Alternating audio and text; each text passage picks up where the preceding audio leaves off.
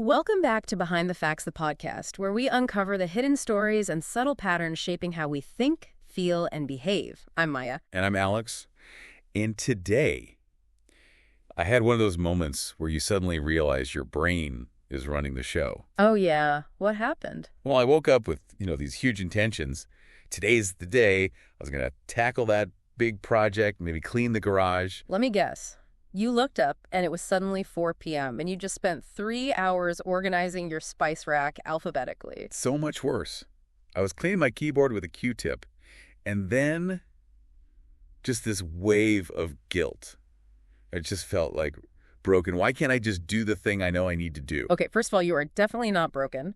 And looking at the science, you're not even lazy. It really, really feels like laziness, though. I know, but it's not. It's actually more of a biological tug-of-war happening inside your brain. A tug-of-war. Yeah. You have 2 different parts of your brain fighting for the steering wheel. On one side, you've got the prefrontal cortex. That's your rational planner, the adult in the room. Okay, and the other side is, what, the toddler having a tantrum? Basically, it's the limbic system. It's this ancient emotional part of the brain that only cares about one thing.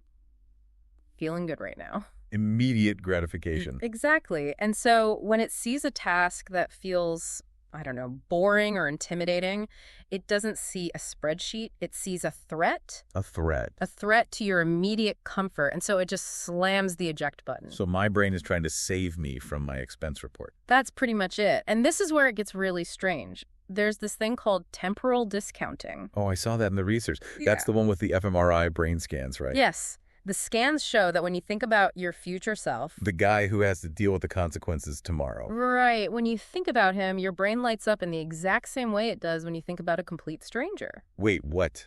So my brain thinks future me is just some random dude. That's what the data suggests. So you're not just being a little short-sighted. Biologically, you're prioritizing now me, because future me might as well be someone you've never met. That is wild. And it explains why it's so easy to just push things off.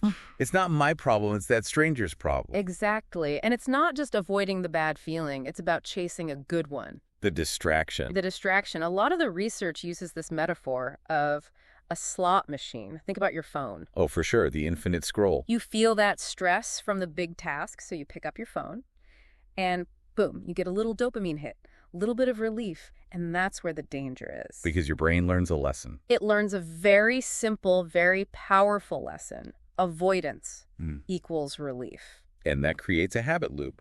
The stress hits, so you seek the escape, you get the reward, and then next time, the urge is even stronger. You're just reinforcing the pathway. But what's funny is that the task itself is usually not even that bad, right? No, not at all. Once I actually start, I'm usually fine. Yeah. It's the lead up to it. It's the anticipation. The pain isn't in the doing. It's in the waiting and the worrying and the what ifs. Which is where all the shame comes from. You feel guilty the entire time you're procrastinating. And that shame, that just makes everything worse. It's a huge trap, especially for high achievers. They call it the lazy but ambitious paradox. Okay, now I really feel seen. It's perfectionism, really. It's fear disguised as high standards. Right. If I don't start it, I can't fail at it. Exactly. It's safer to just organize the desktop icons than to risk doing something imperfectly.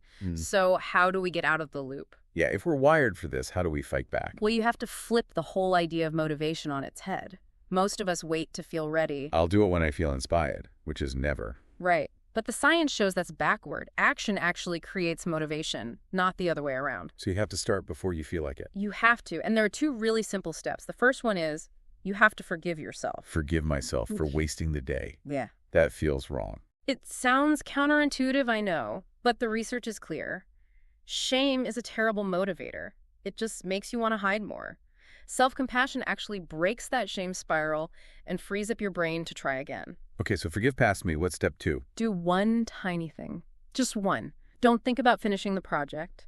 Just open the file. Just one sentence. Just one. The goal isn't to finish.